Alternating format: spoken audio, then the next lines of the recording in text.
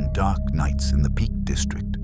Some claim the wind in Winnats Pass carries voices, pleading voices, begging for mercy. The locals say they belong to two lovers, murdered on their way to be married over 200 years ago. And according to legend, the men responsible never escaped what came after.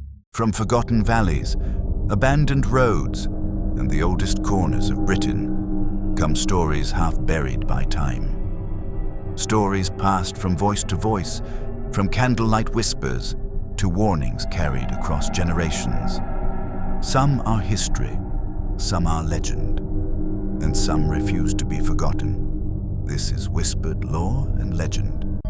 Deep within the Derbyshire Peak District lies Winnats Pass, a narrow limestone gorge carved through the hills like a wound in the earth. Today, it is known for its beauty, but beneath the cliffs and rolling mist lies one of England's darkest folk legends.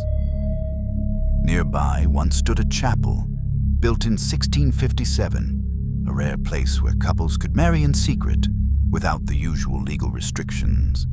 For those facing opposition, it became a refuge, Derbyshire's own Gretna Green. And sometime in the 18th century, one couple attempted to reach it. They never arrived. In later versions of the tale, the lovers are named Alan and Clara. Alan came from a poor family, Clara from a wealthy one. Her parents strongly opposed the relationship. Some stories even say her brother threatened Alan directly. So the couple ran away together, hoping to reach Peak Forest Chapel and be married in secret. They stayed overnight in stony Middleton before continuing toward Castleton. Witnesses later described them as calm, hopeful, even smiling. But near Castleton, their journey took a darker turn. A group of miners watched them closely. Seeing fine clothing and expensive horses, they made a decision that would change everything. As evening fell, Alan and Clara entered Winnats Pass. Even in daylight, the gorge feels oppressive, but in darkness, it becomes something else entirely. Towering limestone cliffs, narrow winding paths, and silence that feels unnatural. Behind them, the miners followed, one by one. They closed in, then came the attack. The couple were dragged from their horses into the darkness. Alan struggled. Clara begged, but mercy was not given. Alan was killed first, and Clara, left alone moments later, met the same fate in the shadows of the pass. The attackers took what money they could find, around £200, a fortune at the time. Then they hid the bodies. Some say beneath a barn floor. Others claim deep within an abandoned mine shaft.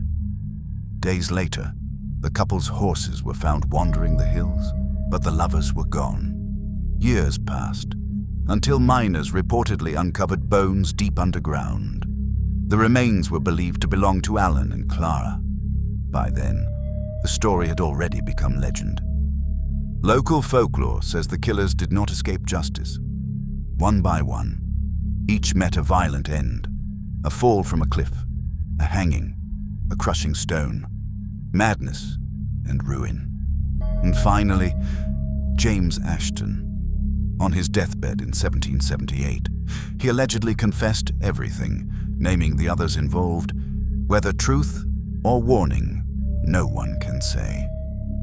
But the story endured, even now. Visitors to Winnats Pass speak of strange things. Cold winds without explanation, whispered voices in the fog, and the distant sound of horses where no riders exist.